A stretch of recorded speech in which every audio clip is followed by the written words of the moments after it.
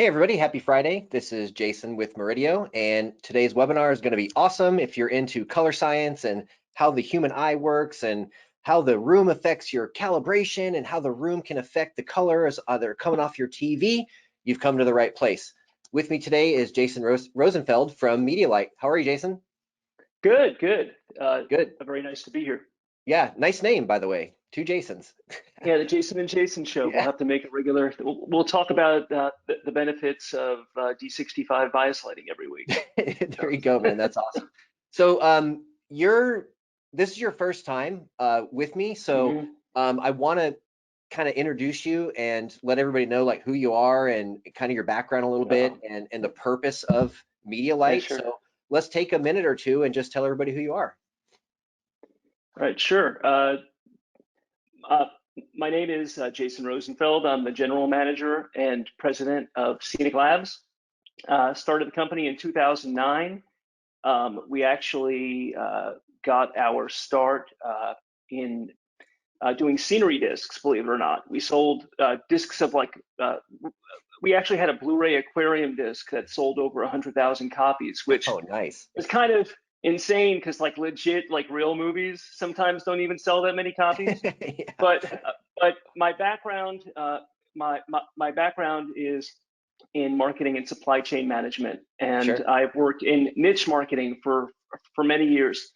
And I started off doing box sets of super niche TV shows like My So-Called Life and maybe a little less niche, The Kids in the Hall, Oh, and was yeah. hired out of that to work as the marketing director in about 2002 for the company that was the distributor at the time for Digital Video Essentials, Mm-hmm.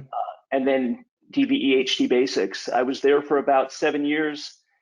Formed Scenic Labs in 2009. We took over publishing ourselves of Digital Video Essentials HD Basics in about 2011, and then we assumed the publishing of Spears and Munsell from Oppo back in about 2015 or 2016. Sure. And probably one of the best-selling products that we have that nobody outside of the UK or Greece ever heard of is a product called Picture Perfect, which was a calibration disc that we did with Curry's PC World and Mm-hmm. with the Greek chain called Kotslogos, which was the same product, but basically just translated into Greek. Sure. So, That's cool, man. So you're definitely not a stranger to the whole world of calibration and test patterns and calibration discs, and you're definitely in good company here. I have a lot of familiar names here in the webinar today, so thank you guys so much for coming oh, and who's hanging here? out. And how Uh, do I see the names? I don't know if you're going to be able to see the names on your end, but we have some regulars here who are on, if not most, if not all of our webinars. Todd Walsh is here. Nick is here from our team as well. Mm-hmm. Manuel is here. Ladislav is here. Justin's here. So yeah, we got lots and lots of familiar faces and names here. So that's really great. Guys, there is a question box as well. So as we go through the presentation, if you have any specific questions about anything Jason and I have mentioned or talked about, we're going to go through a little bit of a slideshow just to kind of show you a little bit about what the bias lighting stuff is all about. It looks like we might already have a question coming in. Oh, Ladislav says hi. Hey, how are you, sir? Good. So Jay, let's for the time being, let's kill our cameras, and then I'll bring up the PowerPoint, and then we can kind of go through that. And if we have to turn our Okay, cameras back sure. on, that's no problem. Okay. Yep, killing it right now. Cool. Oops, My it says, camera is off, and it looks oops, like you're hang on. hearing. It says, bear with me. It says there's an application error occurred, of course, Ooh, and it weird. may exit after a short delay. So sorry for the Oh, inconvenience. that's okay. And It happens yeah, sometimes. so hang on one sec. But if you lose me, give me 1 second just to reboot Yeah, this. no problem. We can Okay. always edit it for YouTube. No big deal. So guys, thank you for hanging out. Like I said, having maybe a minor software issue. So hopefully Jason will be back here with us just in a few moments here. If you guys have any experience with bias lights, as we're waiting for Jason to come back, feel free, type in the question box. Like, what have you used in the past? What have you seen in the past? What have you heard about bias lighting? I'll just give you my quick history on it. Back in about 2001 or 2002, I'd picked up a disc called Avia, and some of you who've been around for a long time might remember that disc. It had some basic test patterns on it and stuff. And at the time, I was working for a retailer called Sound Advice that was based here in Florida. So I'll never forget, a coworker of mine came in, he brought this disc, and for the first time ever, I was introduced to proper test patterns and Right, proper there you setup of a go. display. Can you hear me Oh, now? there you go. He is back. Yeah. Just proving once again that technology will always bite you in the ass. Yeah, no So, kidding. I was just getting everybody sort of a background on how I bumped into bias lighting, and it all went back to me to a disc back in like 2001 or 2002.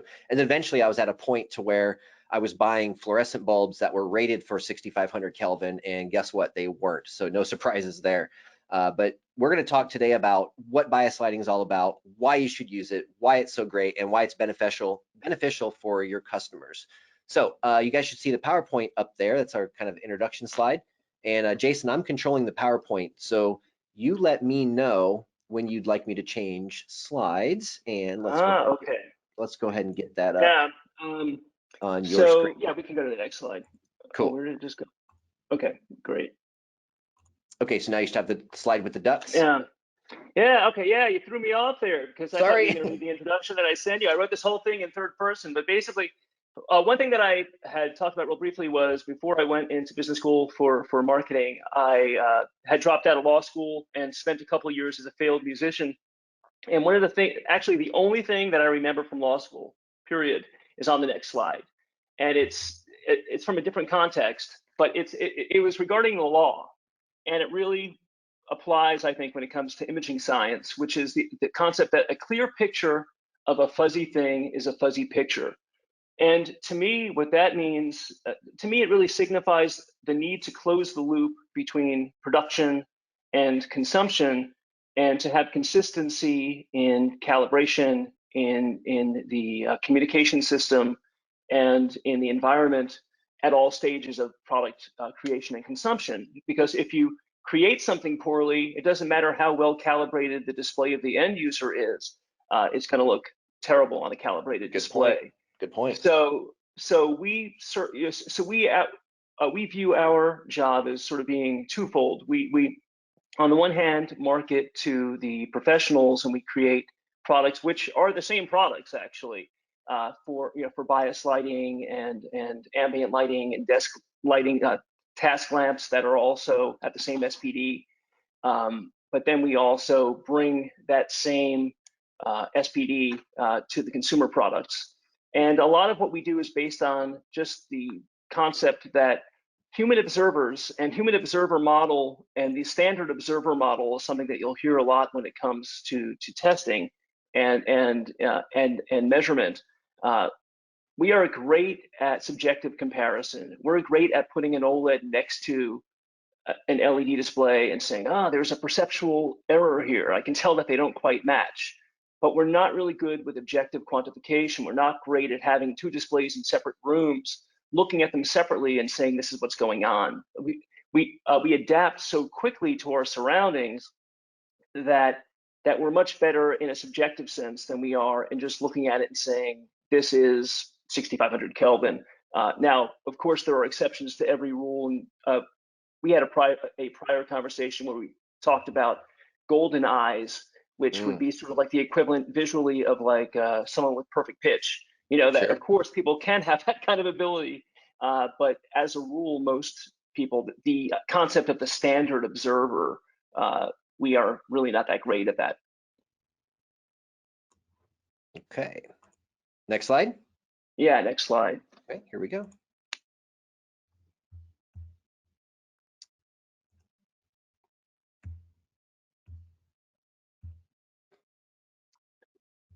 And I'm sure that anyone who's taken an ISF course has seen almost the same boilerplate language before, which is why is room lighting an integral part of video system design?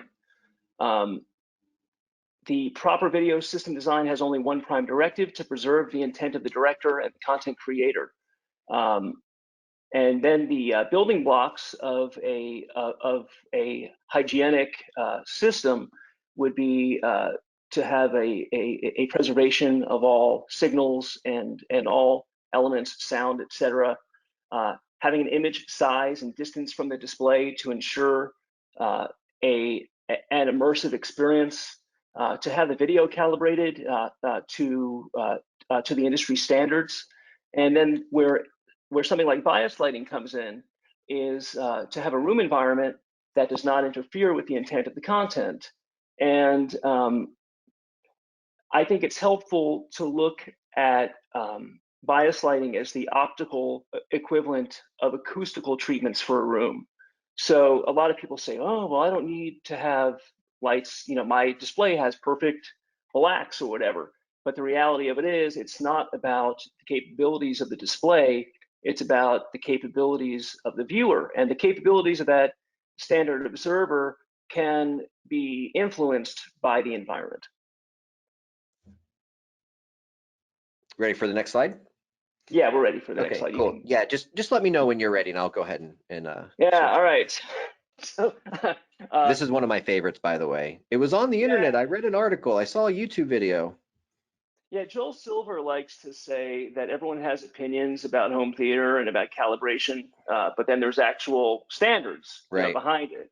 And if I go around Reddit on any given day and really want to just like go insane, I mean, these were things that I pulled off of Reddit over the last couple of weeks. Video calibration isn't necessary for OLED displays. I think you told me that you heard this as well from somebody, that they're perfect out of the box. All the time. Yeah. That OLED displays don't need bias lights because of their perfect blacks. And then to which I always say, well, what about eye strain? What about banding? What about image retention? What about the lower peak luminance compared to, for example, LED? Other people say you don't need an expensive spectrophotometer, you can eyeball it, or even worse, you can just copy settings off of somebody else's display. Right. And I think probably the best example I heard about that was also from Joel Silver, where he said, just because you can share your heart medications with somebody else doesn't mean it's a good idea. Yeah, yeah, that's a good one. I mean, then I read HDR. I mean, there's a channel, a fairly controversial channel on YouTube that was talking about HDR being a scam, that's just trying to get the display manufacturers to get you to buy another kind of display. And then this one's actually not really a scam. It's just actually a bit of a false information, or something that I'll say is not entirely true, not entirely untrue either, but that accurate bias lights are wasted on color walls. And I'll get into that a bit more. You certainly do want to have control over the environment to the extent possible. But if there's one thing that I learned over the pandemic, is that there are a lot of colorists who were stuck working out of a nursery in their home. And it was blue, and their significant other was like, "There's no way you're painting this room gray. We're not painting the baby's room gray." So there are considerations, and there are things that you can do to work in less than ideal environments. But light, fortunately, does not really have to be one of them. So we can go on to the next slide. Oh, but then I left here. Birds aren't real. I mean, you can find people saying anything online. This is like, I mean, this one's kind of one of the joke ones, but it's have you ever seen a baby pigeon? No, they're government surveillance drones. But then there's like trees aren't real. I don't even want to say that the world is round, because it probably annoys somebody in the audience right now. It's so totally flat. Earth for sure. is whatever you want it to be. It's whatever you want it to be. All right, next slide. All right. There we go. Oh, yeah, we went back. All right, so after we spoke yesterday, I actually thought of the word that actually fits best. And if you ever read on AV forums or AVS forum, or even Reddit, you hear about the debate between reference versus preference. And the idea that there's reference, but then, hey, I want color changing lights, or I don't care the TV's too high, that's where I want to put it. I have a fireplace, I want to put the TV over the fireplace. So there's reference versus preference, and that's always a battle. But one thing that's not really included in that, and I kind of coined it yesterday, was reference versus preference versus deference. And I see that all the time with customers. They're like, my wife said that I can buy a C9. However, she said over her dead body, are we painting the room Munsell gray? So I'm letting her paint it beige, and I'm getting the C9, and that's the trade-off that I have. But that's so deferring to a significant other. You can defer to your budget. Maybe you don't have the budget to buy everything top shelf what you want. To your space, to the capabilities of your vision, maybe your artistic vision too, but I actually meant more like your visual acuity. Sure. Certainly pandemic working conditions, which I spelled wrong there. Apologies for that. Oh, no worries. But when we talk about environmental quality, It's kind of in a range, and this is somewhat unscientific, but you start off with amazing. You've got everything perfect light, perfectly calibrated display. You've got perfectly accurate bias lights.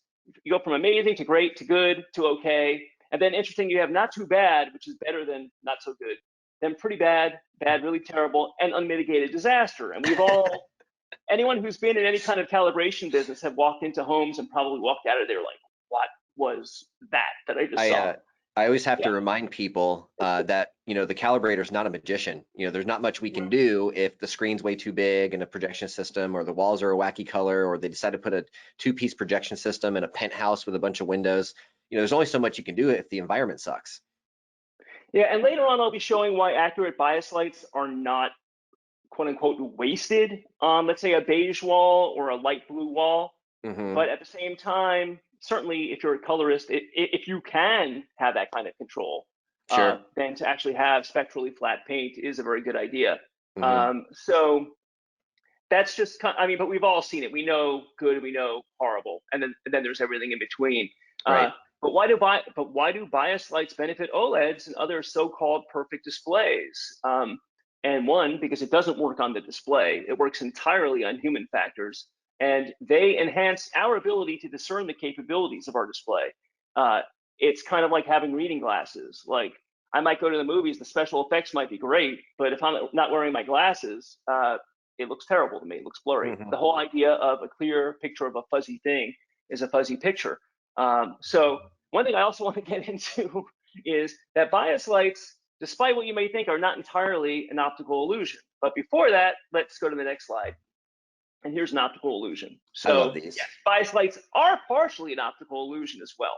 And if you look at A and B, and I ask you which square on that checkerboard do you think is darker, most people would have an opinion that one is darker than the other. Mm-hmm. The reality of it is, if you were to sample the values of each, you find that they are exactly the same color. So that's just one example of how we are great at subjective discernment, but really horrible at objective quantification. We can't look at these two things and tell, because they each influence each other.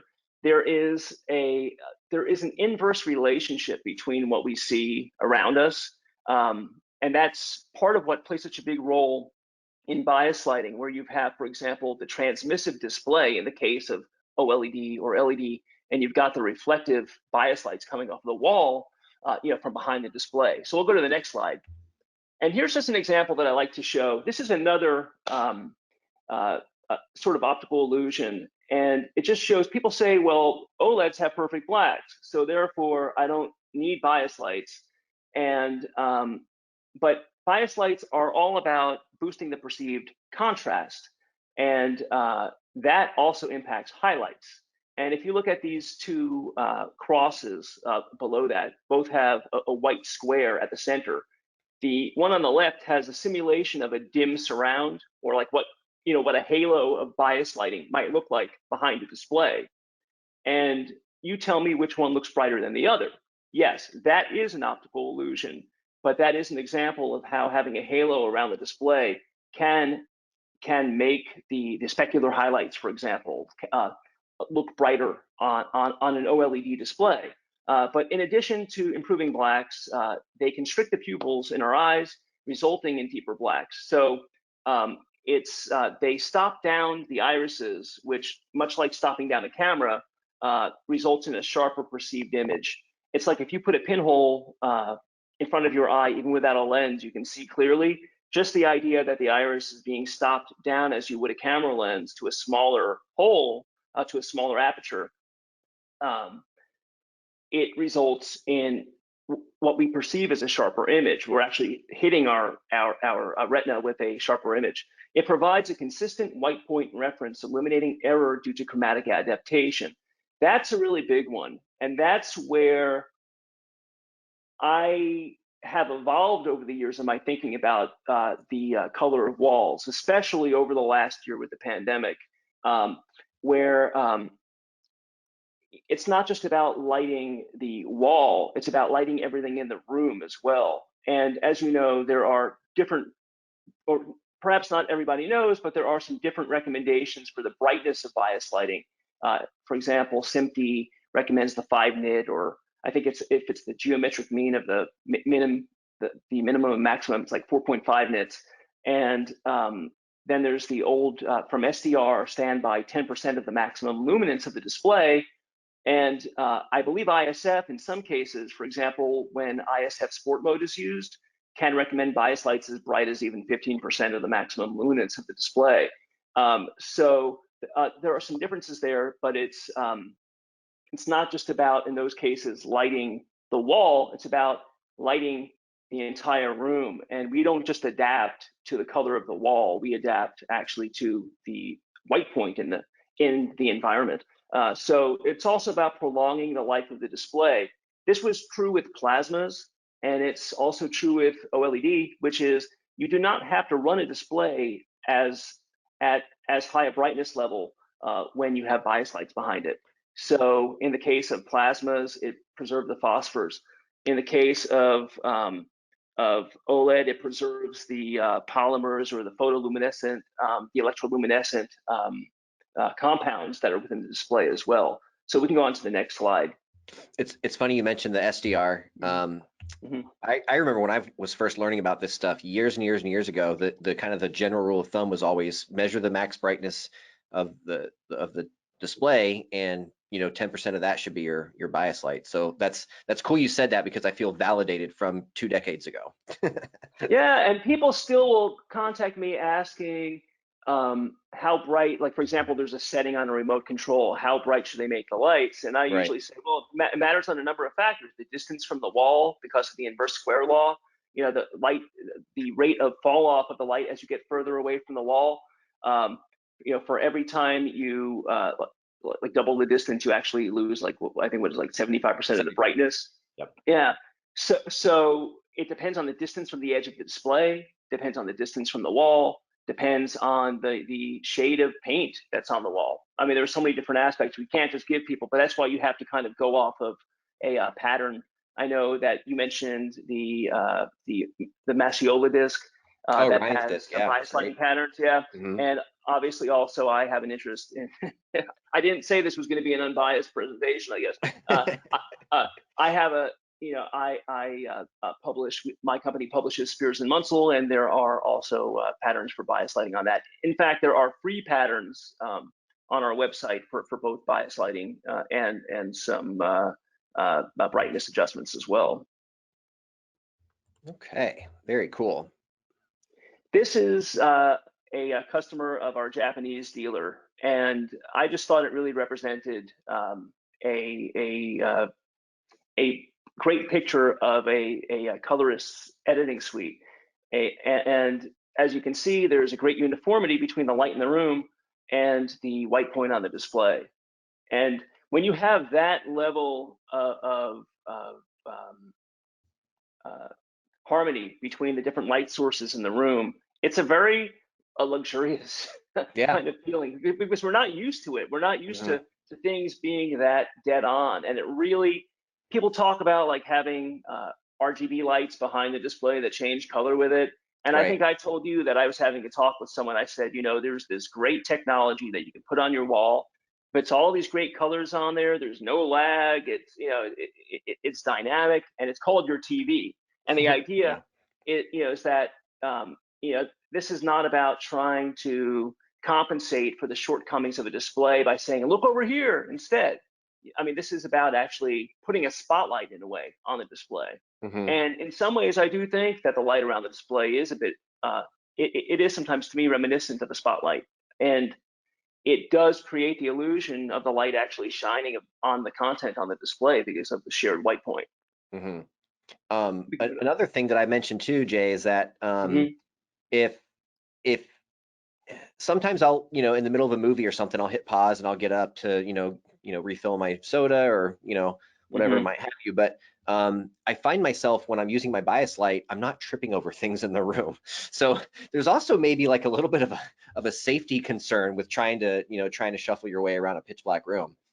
Yeah, we actually have a dimmer that we're working on now as an upgrade for our Eclipse and as an option for our LX1 line, which is it's actually fairly popular. We learned about it from people who had the LG displays with the pixel refresher mode. Oh, yep, People would yep. contact me and say, well, why aren't my lights turning off immediately? And I'll say, well, your TV is running through the pixel refresher, and the USB port in your display is powered on while that's running. And Sure. you can certainly turn off the pixel refresher if you would like. I wouldn't recommend it, Right. but you Yeah, could no if it kidding. really bothered you. But I do try to view that as extra time to get out of the room. And the dimmer that we're working on right now, the non-remote control dimmer, we're working on a 30 kilohertz dimmer, has a function where you can hold it down for 2 seconds, and it will stay on for a minute, so you can get out of the room, by the light of the bias light. Nice. And yeah, we're just preserving that because we actually do find that useful. Very cool. And then here's just more of how we are impacted by how what we see is impacted by the surroundings. We've all seen this. The two bars, they're both, and one of them appears to be brighter than the other. Right. But they're both the same. Surprise. And then the next one. Yeah, go ahead. I love all these optical illusions. They're really cool. You see, now this is a very important one to me because, and we'll get into a bit later on in the presentation about color temperature alone not being a good measurement. In fact, color temperature and CRI alone are not good measurements. You also need to have either the SPD, the spectral power distribution, the curve to actually see to have the values at each of the various wavelength frequencies, or you can also have something called the delta UV, which is the amount that the light source diverges from the black body curve.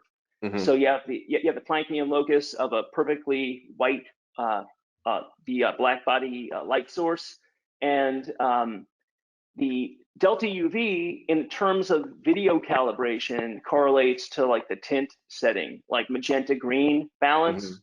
And a lot of times when people have problems with lights, they'll say, I don't understand. I bought these lights. They say they're 6,500 Kelvin, but they look green to me. There are a few reasons that's happening. One, the delta UV is too high, and there's a very common reason for that. The ANSI ANSI 6,500 Kelvin chromaticity coordinates are slightly different from the D65 chromaticity coordinates. They are greener. I think the delta UV for the ANSI 6500 Kelvin is about 0.007, and the DUV for the delta UV for D65 is 0.003. So if you actually do measure a MediaLight or LX1 light and you go, oh, I'm getting 0.003, why am I not getting a 0? That's because we target the chromaticity coordinates. We don't target the color temperature. If we get the right chromaticity coordinates, the delta UV and the color temperature will be correct. If we go only off of color temperature, I'll show you later on why that's just a really bad idea. And that's why if you were to buy 10 random brands off of, let's say, Amazon or Wish.com, even worse probably, and put them side by side, you'll have a rainbow of white lights. Everything from very red to very green, very blue. And I'll go into that a bit more later on. But just remember that light has, that at any color temperature, white light either has a red or a green, I guess you can call it error, or I would call like a difference from the black body curve. Sure. And that has an inverse effect on what we see on the display. So we'll get into that in a later slide, so I won't go too far now. But here's another example of how the environment can impact perception. Now, I think hit again, yeah. So this is just how the same car can look different in different kind of lighting. And I had a 1991 Honda CRX at one point, which was like really bright red. And I parked it in a parking deck in New Brunswick, and I couldn't find my car. When we went back, I saw a gray CRX, but I didn't see a red CRX there. And the parking deck had these mercury vapor lamps, which have essentially no red in them. And if there's no red to bounce off of a red paint, you're not going to see red. And it didn't look like a nice gray. It was not Munsell gray. You know what I saw? It was a very sickly, you can call it a very sickly, I like to say like low CRI. This is more of a touchy-feely explanation for people, but it's more of a clinical feel when Sure. you have a low CRI, and high CRI light sources tend to have a much more organic light source, a more organic feel. Back when I was testing the MediaLight Pro and the Mark II, when I would go into the other room and look in, I would say, wait a minute, did I leave the curtains open? Because I just had not been used to seeing such a high CRI light source. And it doesn't look natural at night to have 6,500 Kelvin shining Right. from the room. You can tell it's artificial. Yeah. But at this time of day right now, the light coming into my room is like a perfect match for the for the Mark II and the Pro and the LX1 lights. But this is just an example, and we of course also talked about that black and blue versus yellow and gold dress. Right. It's all Oh, about yeah. how What color's the environment. dress? Yeah. Yeah, it's about how environment can impact perception. And it's interesting to also mention that LEDs, people will say, well, LEDs have problems with side beams, like the beam angle for an LED is about for the SMDs that we use when we don't have a diffuser, about 120 degrees. And so you don't want to be placing the LEDs on the sides of your TV. Some people, they think that because they have no room behind the display, they want to put the LEDs on the side. You'll be getting a side beam, and you will actually get somewhat different measurements on those angles. Right. And you may say, well, isn't that a bit of a cop out? But no, I mean, the standard observer model is based on the very idea that viewing angle changes what we perceive. That's why it's the 2-degree standard observer model, because going outside of even that 2-degree field of view can have an impact on what we see. So we can go on to the next slide here. Real quick, have you looked up the price of a 1991 CRX lately? I'm sure I will cry because I probably should put it in storage, right? If you can find one that's like bone stock still or very, very lightly modified, I mean, they're expensive. You should look them up. It's pretty funny. Yeah, despite my love for all things tech and despite the fact that I've been into things like LEDs for a long time, even before I got into it, I never had ground effects or a spoiler or those noise mufflers or that whistle pipe, the whistle pipe. I remember that, yes. Yeah, I never had any of that. So I actually meant to cross, well, all right, it doesn't really matter. All right, so on the left here, I have the Mark II chip. On the right, I have a sample that I put in our sphere from Luminadoodle. Real quick, Jay, sorry to interrupt you, but let's give everybody kind of an idea of like the MediaLight Mark II, because a lot of folks might not know what the Mark II part of that means. All right, sure. I don't know if you want me. Well, I don't want to switch to camera. I'm afraid I'm going to crash the app again. So no, that's okay. We'll save it for the end. Yeah, but the Mark II line, we launched MediaLight in about 2014, and it was really from the idea that every calibration program that I ever was involved in producing or distributing would recommend bias lights. But when it came to bias lights, aside from obviously Alan Brown's a great guy,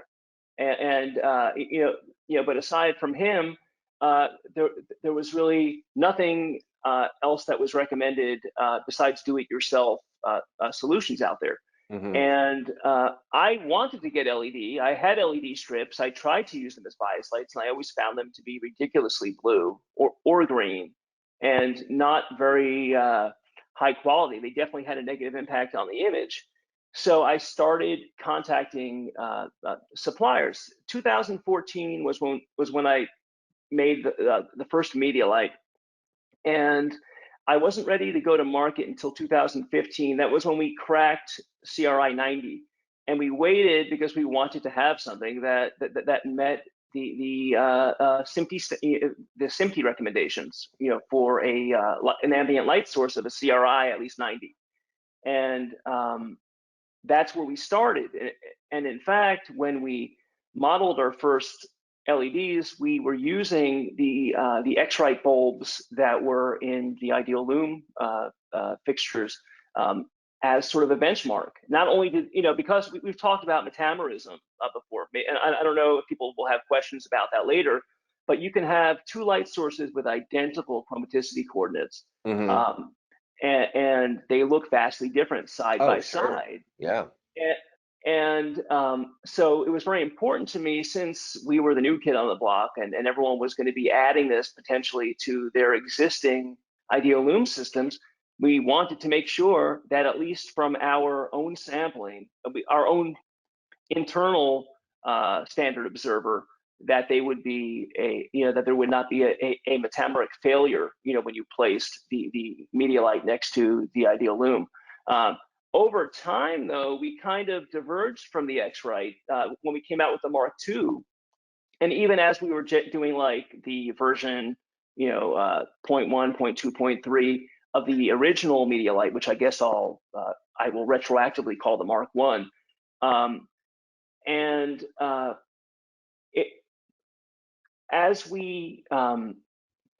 The thing that we realized is that we had to abandon the idea of just matching things based on the chromaticity coordinates, and focusing on the SPD itself. And I'll show you some examples of that shortly. And that's where we started. We kind of stopped calling our lights 6500 Kelvin, only to the degree that we have to call them that on some level. Otherwise, people, we haven't educated everybody yet. Right. As to what to look for. So if we say simulated D65, well, I don't want that. I want 6500 Kelvin. So it's the whole idea that D65 is the container for simulated D60, or that D65 is the larger onion skin, and then within that you have 6500 Kelvin, which can mean a lot of different things. And yesterday you said you knew you had a question you wanted to ask me, which was about whether, as with decibels, there's like an exponential increase, kind of like the Richter scale as well. How sure. Earthquakes, as you they become like exponentially, like the points increase more slowly, but the degree of the earthquake increases quite a bit. And I didn't really answer it properly, but while I was jogging this morning, I was thinking about this, and I left out a very important fact, that CRI is very flawed. And I have a CRI graph in front of me, and you can see CRI is what's called the RA, the color rendering index. And you can see a measurement from the Mark II was 98.8.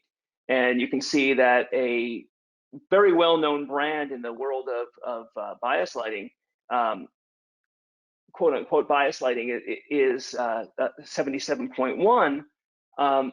But the thing that I actually left out from our conversation, and I wanted to bring up today, is that CRI is flawed in the sense that if you look at the R1 through R15 values here, only R1 through R8 are used to calculate. Those pastel tones are the only ones used to calculate CRI. Interesting. So that's why very often people will say, well, I want to have high CRI, but with a high R9 value or a high R12 value. And you can see R12 is the vivid blue, R9 is the vivid red, and R13 is what's considered, in a somewhat less inclusive sense, the like a flesh tone, kind of like Crayola used to have. It's kind of an outmoded system in that regard. And R15 is considered more of the tone of like Asian skin. So these are used in these are individual measurements that either make up the CRI measurement or are not part of it. So interesting, if you look at the light on the right from another company that makes bias lights, you can see they have an R9 value that's negative. Ooh. And you might say, like, what? How's that even possible? Well, with the CIE 1931 CMF, it's actually possible to have negative values. And I don't want to oversimplify it, but because these things are relative, and it's partly dependent on the distance, and you can take into account things like fall off to account for part of that difference.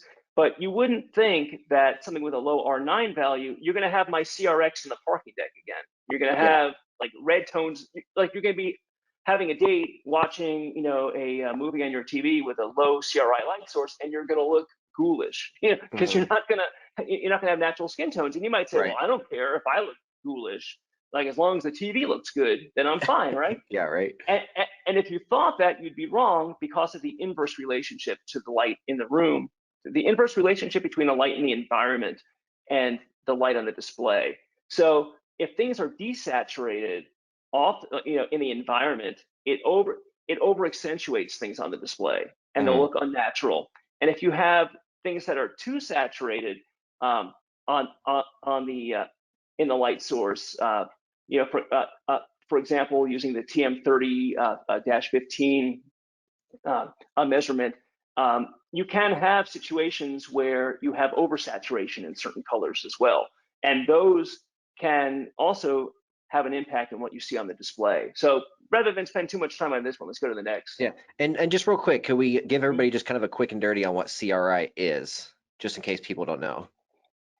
Yeah, sure. It is the color rendering index, and it is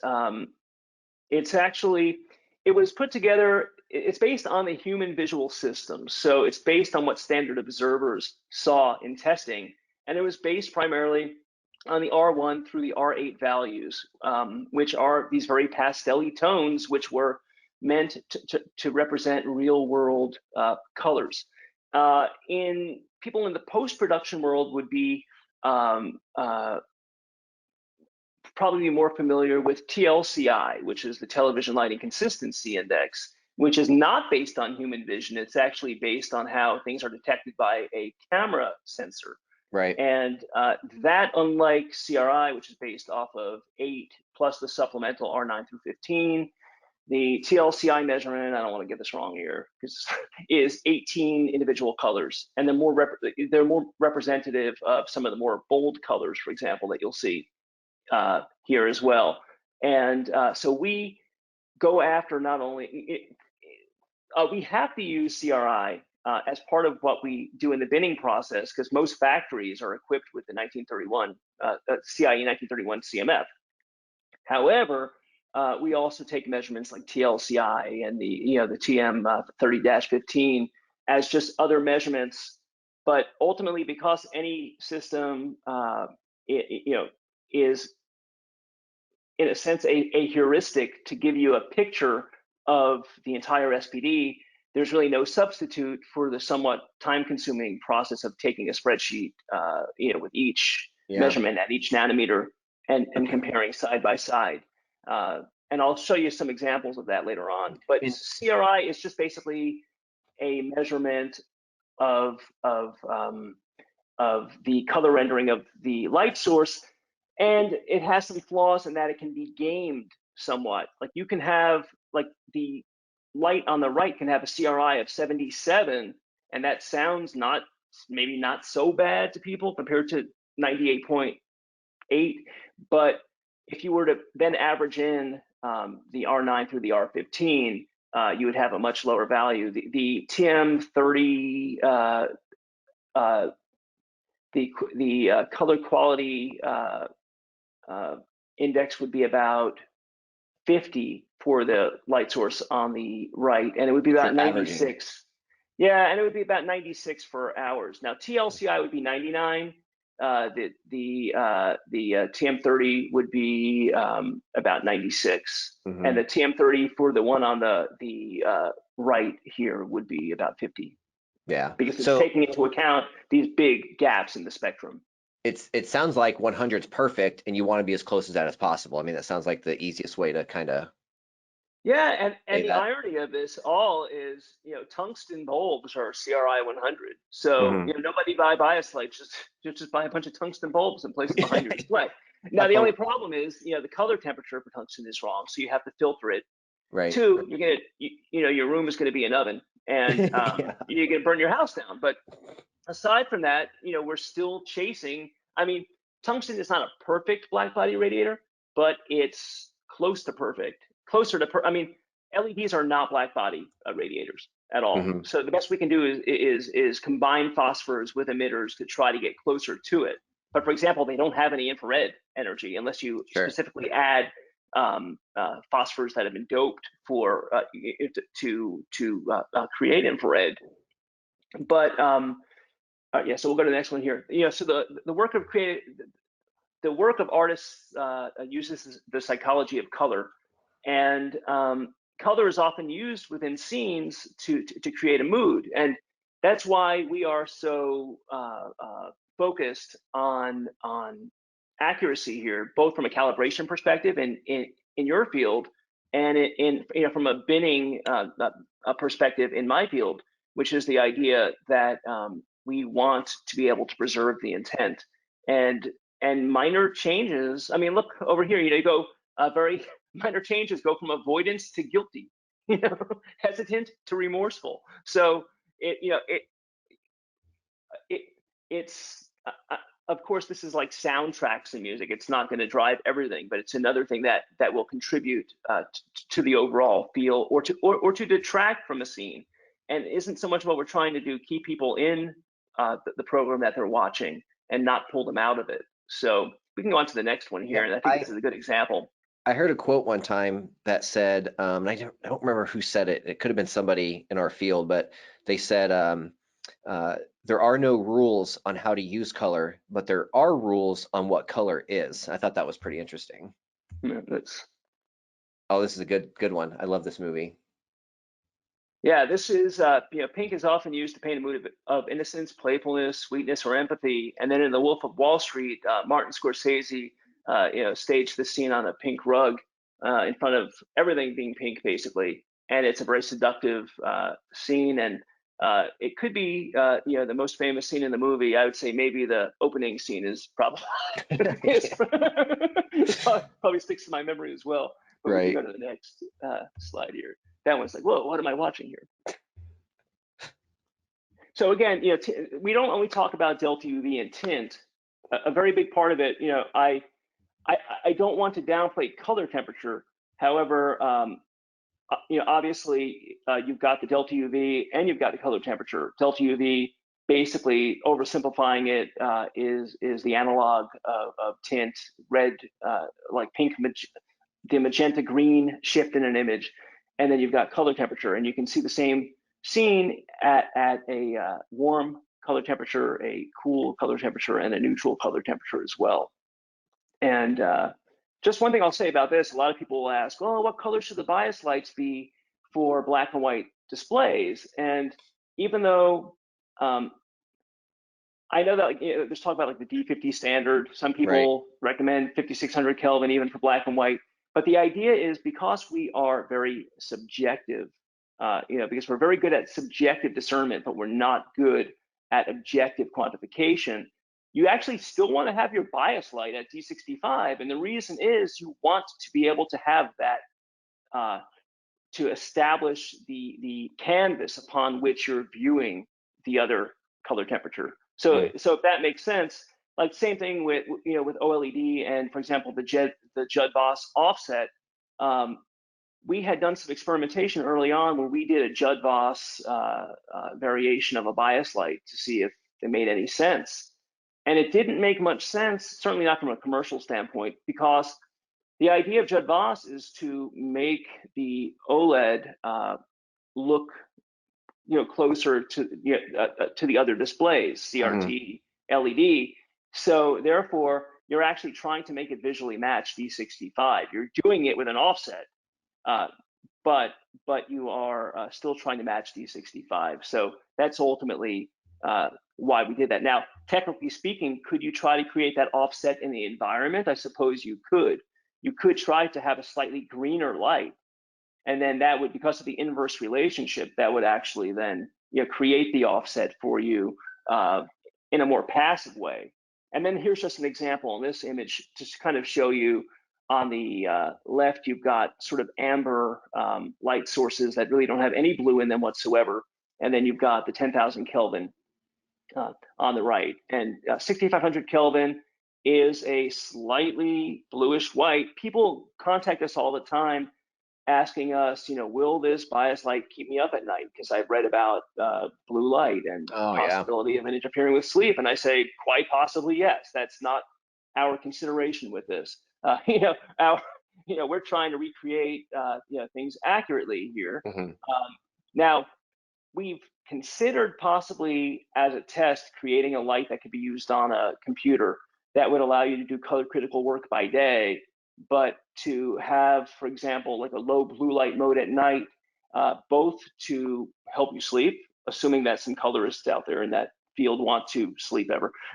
Usually they're up all night working on. Usually you want to be kept awake because you have a deadline to meet.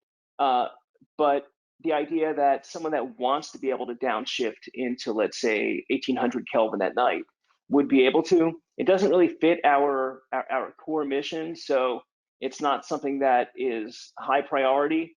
But because we can take our simulated D65 chips and place them on the same PCB, we figured we'd make some. And when people ask us about it, because it is so much about this, because each observer is different and we're all different, if someone asks for it, I can send it to them and they can try it out and let us know what they think. And that's how that's how actually the vast majority of our products came around anyway. So sometimes it's not a bad idea to take these questions that are coming in and put something out on a limited basis and see if they help. But I would never use it for accurate for the accurate reproduction of an image on display.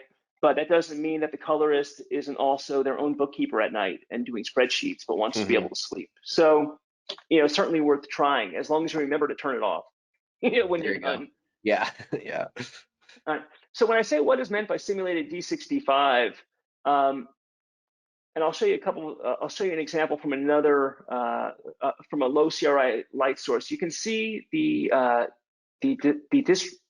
distributional curve of the spectrum on the simulated D65 light source. Now, one thing that is not on the D65 on the right is the blue spike.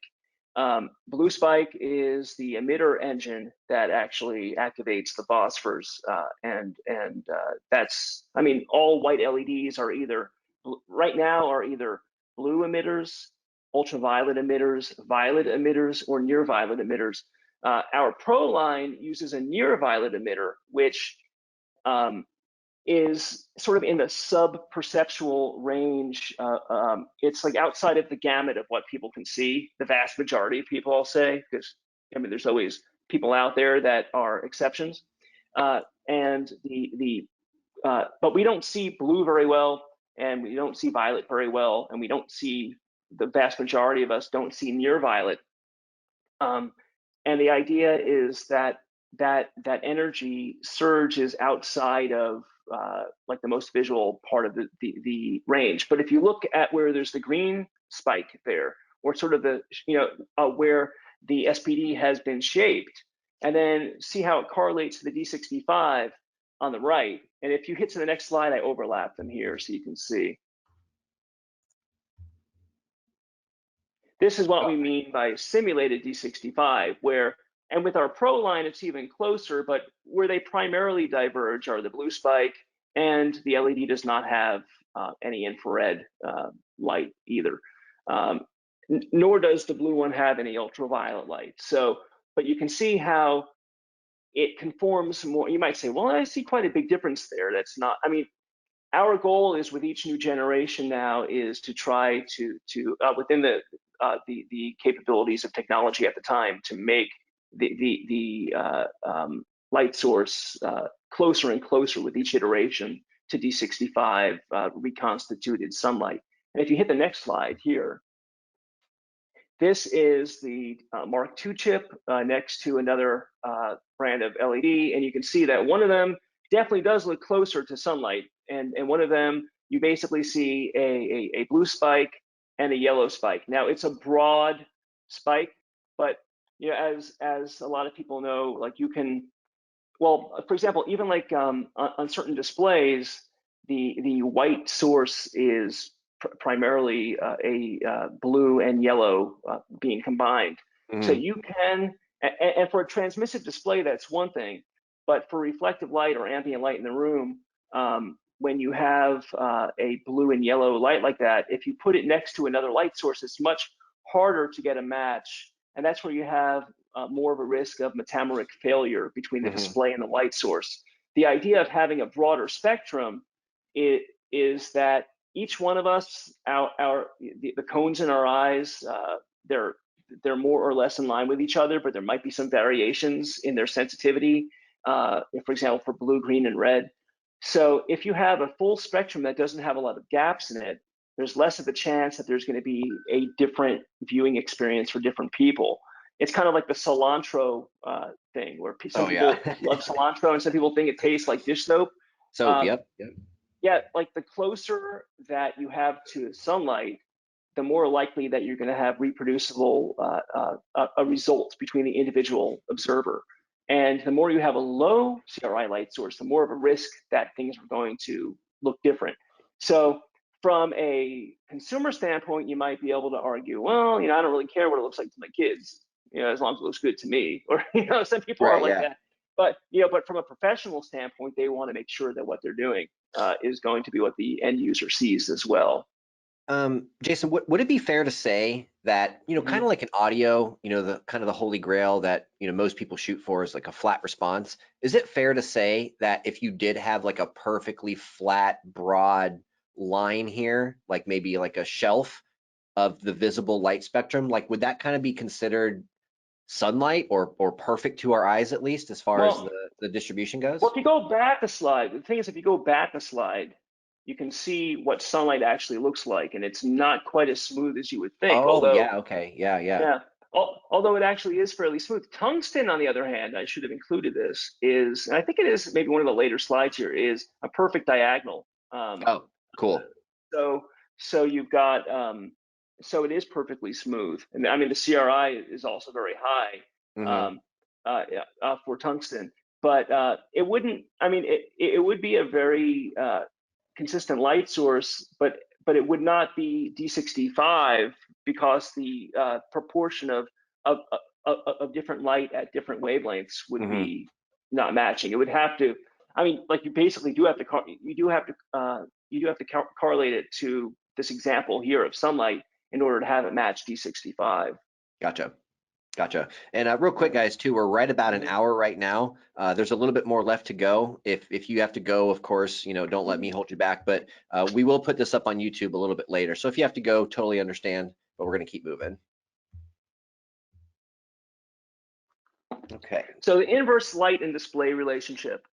Ambient light and transmissive displays pull each other in opposite directions. So what this means is if you're watching your display by candlelight in a warm setting, your display looks too cool. And perhaps you've done this. You've taken your laptop from one room to the next, one with dim lighting, and you go, what happened? My screen looks blue now. And it's exactly that. Same with, if the room lighting is too magenta, then the display looks green.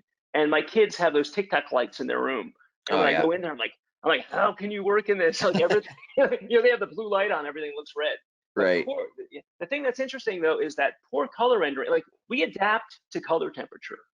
And that's where the whole idea of us being subjectively pretty good, comparing color temperature, but not guessing what we're in at that given time.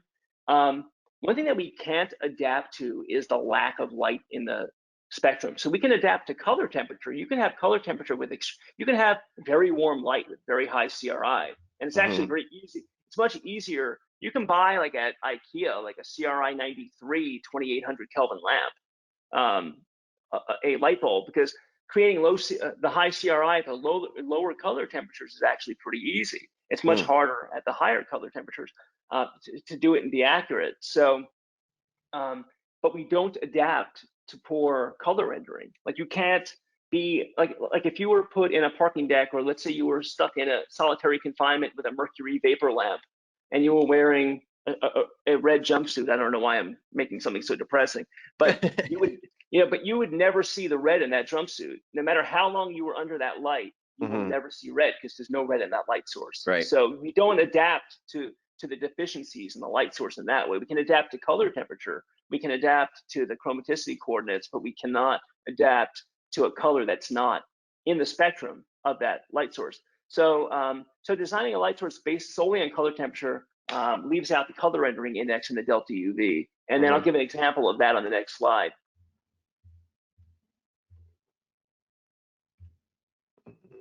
There it is.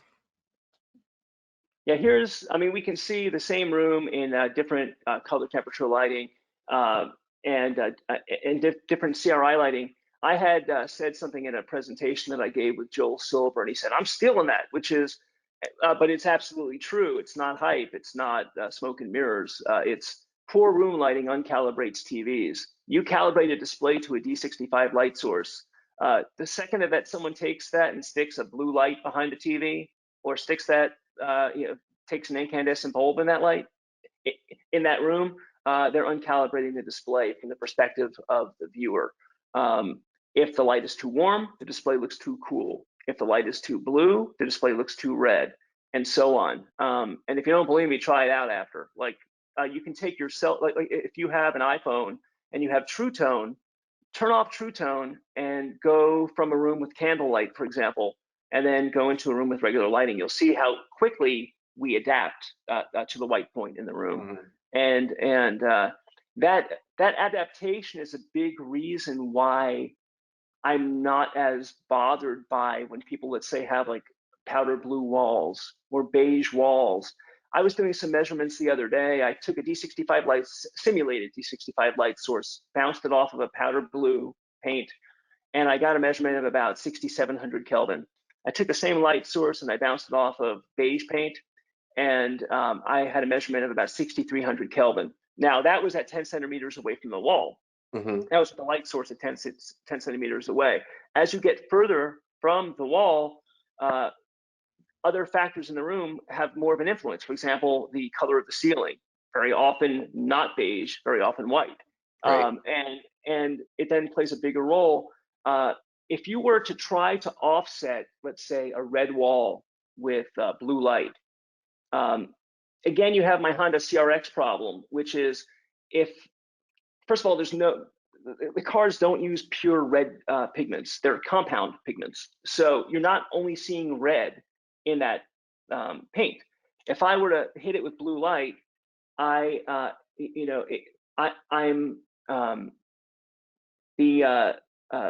car is absorbing the blue. So if it was perfect, I would actually be seeing black, not gray. And the idea that you can negate it, I tried, because I originally thought, well, that would be a really great product if we can make something that would offset the color of paint in the room. But my experiments were fraught with Metameric distortions, and it was just it seemed to do a lot more harm than good. If I bounce blue light off of a red wall, believe it or not, I don't end up in gray light in the room. I end up still in blue light. And I then adapt not only to the color of the wall, but to the color of the ambient light in the room. So because of chromatic adaptation, there are so many different factors. For example, a colorist works right against a wall. They're not seeing the rest of the room the way that the consumer watching at home is. But yes, generally as a rule, someone creating content wants to have the maximum control. But the reality of it is the ambient light in the room is not impacted quite as much by the color of the paint as we would think. Now, paints with high specular reflectance, like if you had glossy, like a lipstick red or cherry red, yes, I would say you would reflect it. I'm actually curious to see how the bias lights look on the back of those new iMacs with those vivid, colorful colors. I'm sure that you'd have to put some kind of like black gaffer tape or something behind the display. Otherwise, you're going to be influenced by the color of the display.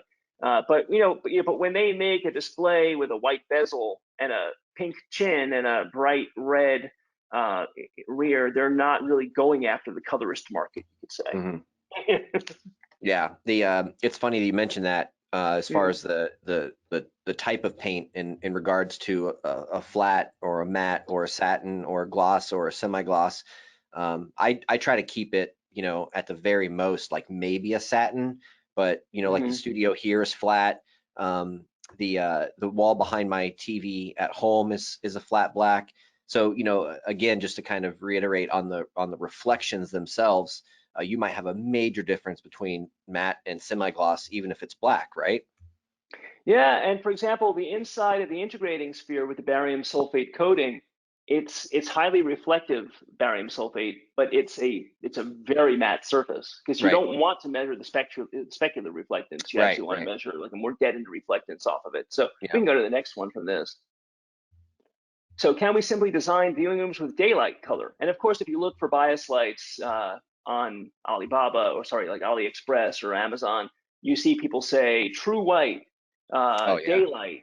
And the reality of it is, those are all very different things. Whereas the calibration standard for displays is a very specific thing, and the light source should correspond to that very specific measurement. We can go to the next one as well. So people say 6,500 Kelvin, and if you look here and you look where 6,500 Kelvin is, I'm going to save for another discussion the D-illuminant versus the A-illuminant. The idea is that the A-illuminant is based on like a black body. The D-illuminant series is based off of reconstituted sunlight, which is not just sunlight, but sunlight as it passes through the atmosphere. That's what they mean by reconstituted sunlight. You can see that above 5,000 Kelvin, the chromaticity coordinates are slightly above the black body curve. Right. And that actually explains why I was telling you earlier that the DUV, the delta UV for our bias lights is 0.003, because it corresponds to reconstituted sunlight, not the concept of the black body, not being reconstituted. So, but as you can see here, you can have along this one line, along this one axis, for example, 6,000 Kelvin, very green and very magenta are all identical color temperature, and that carries that's at every color temperature. You actually have a more magenta and a more green version of it, and that corresponds to tint. And if you have the wrong tint of the light, your display is going to be pushed in the opposite direction. If your light is magenta, your screen is going to look green. Right. I always I like to describe this as a line versus a point, two different things. Yep, exactly. And if you go to the next one, I kind of drive it home a bit more. This is one of my favorites. I love this one. The idea that ambient light to be 6,500 Kelvin, I said it's like planning a vacation and saying I'm going to 10-degree longitude and leaving out the latitude of where you're going. If you try to target a light source based only on the longitude, or based, I mean, that's a bad example, but based only on one axis, you are not getting anything close to what you need. So if the black body curve here is the equator, then the delta UV is the latitude or the distance from the equator. You go too far north and you have a positive delta UV, which results in a greenish tint. And if you go too far south, then you have a magenta tint. Now that's for the light. And remember, whatever you have on the light is going to be the opposite when it comes to the display. So if the light is too green, the display is going to look too magenta. You'll see that time and again. And in fact, if you look at individual channels, you'll see that certain channels actually favor magenta more than others. Oh, sure. And I guess that given a choice, maybe they want their anchors to look more pink than green, which I guess can, perhaps make sense. But then again, you want to make sure that the light is not desaturating that. And then we can go to the next slide here. Oh, sorry, go ahead. Something I've noticed over the years, I don't know if they do it as much anymore because I got rid of cable like over a decade ago, but there was a specific news channel, and if you were calibrated to D65, everybody looked really, really warm. And the sort of explanation I got in those days was, well, if most people's TVs at home are white balanced to blue because they're factory, they'll shoot a little warm, and fingers crossed, hopefully it balances out. But yeah, in fact, most. Oh, sorry, go ahead. I'm sorry. I was just saying I don't see it as much anymore. Yeah. Most people don't have. I mean, I do here. I'm fortunate. I mean, I'm sort of bathed in D65 light, but most people in their, for example, living rooms don't have D65 light. So, so it's not uncommon for the television to ship in a warm mode, which is taken into account the fact that it's kind of like the old torch mode when TVs were always in the brightest setting. They don't want the screen. They don't want the screen to look too blue at the big box retailer, or if you're buying it increasingly online now, when you take it out in your room with incandescent bulbs and it looks very blue. Yep. But so for example, these are just different examples of different SPDs, and on the left being reconstituted sunlight, And the one in the center there, I believe that is off of Oops, sorry. yeah, I believe that's an LED display. I was about to say it looks like it's an LED based display. Yeah, it looks like an LED display. Yeah. And then the one on the right is a primarily yellow blue LED. Mm-hmm. It's always interesting to measure the SPD of like different types of displays, and wow, they're so wildly different. It's crazy. Yeah, and that's why, especially if you're trying to put multiple displays in a single setup, which admittedly is tough. less of an issue in a home use.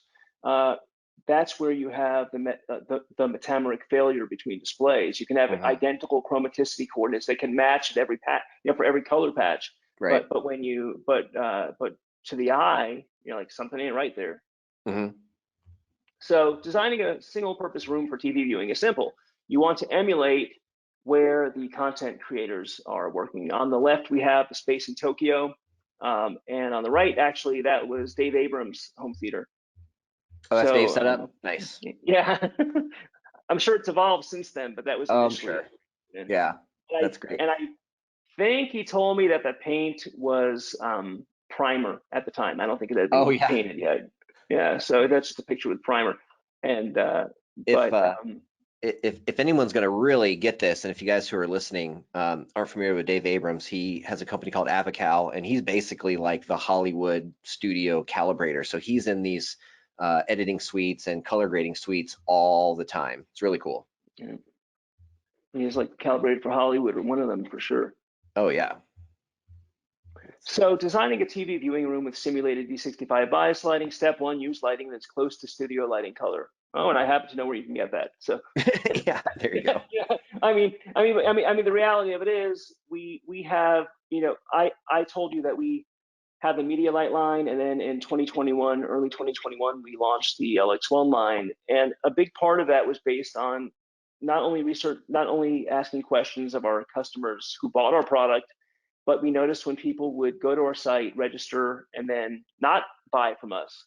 And very often people would say, I really want to get accurate lights. However, on my $400 display, I don't feel like paying $80 for lights. It's more than I want to spend. Yeah.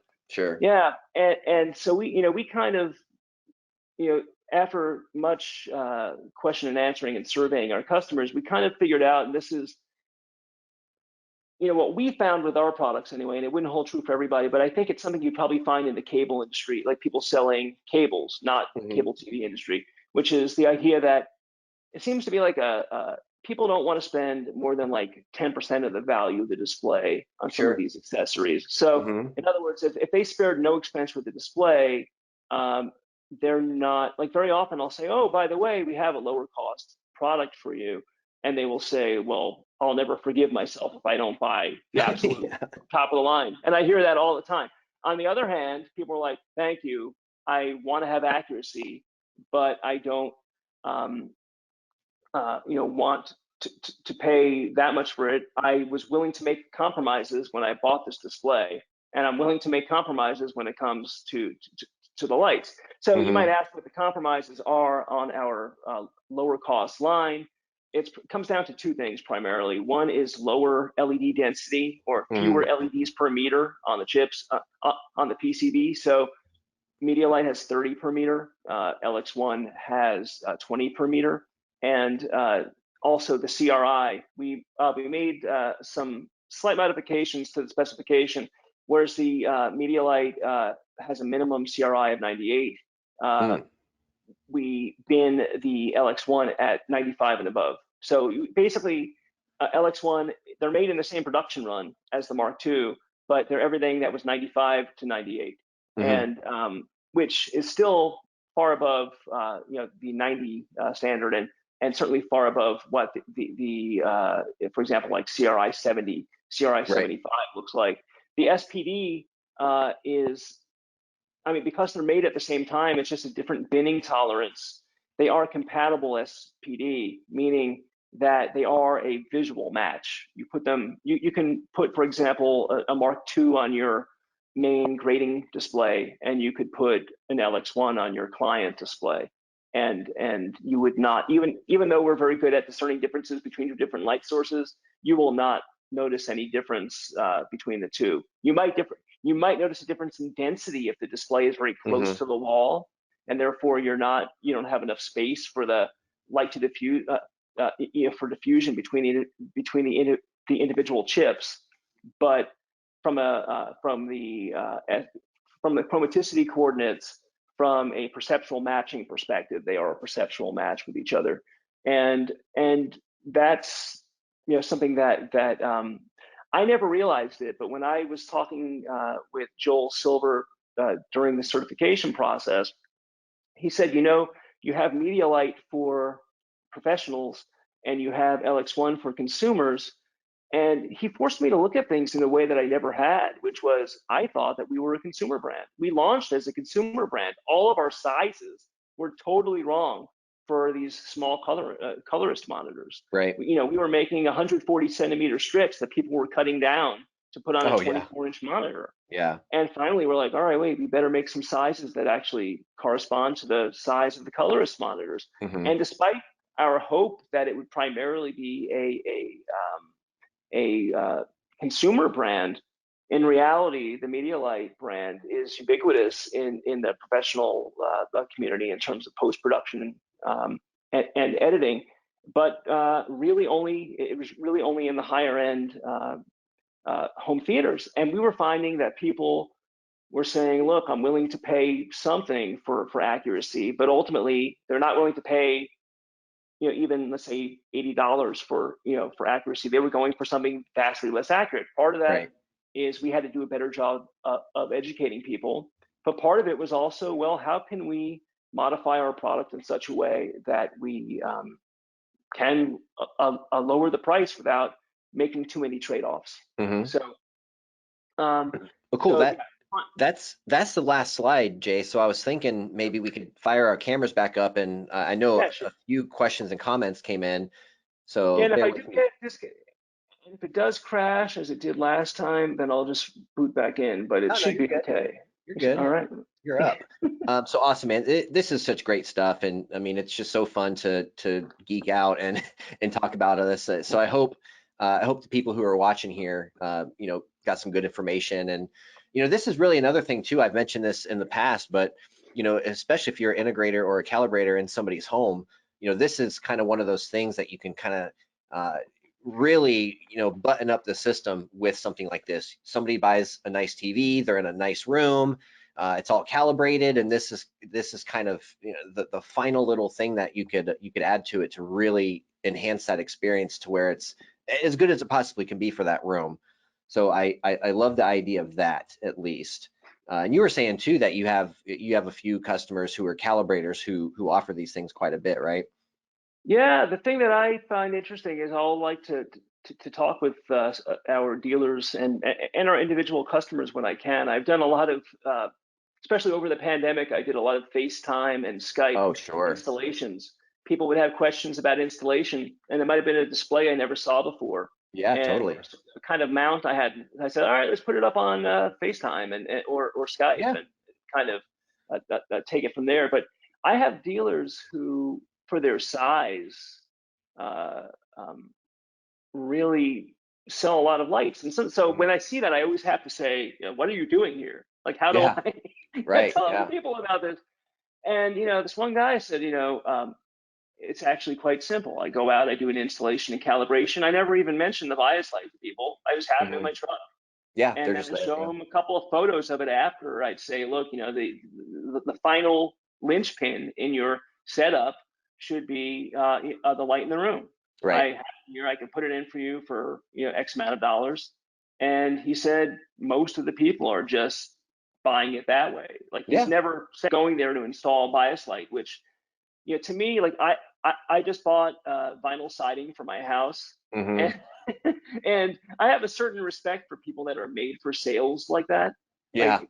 Like the guy that we actually ended up buying from, he did this whole spiel, and he's like, and if you sign with me today, it's going to be this price. But if I leave, it's 4,000 more tomorrow. Ooh. And I was like, on the one hand, I don't like high pressure tactics. On the other hand, I said, this guy was the consummate Glenn Ross Yeah, salesperson. Like, I had such respect for it that I signed. I'm like, well, they're all doing the same thing. They're all trying to sell something to me.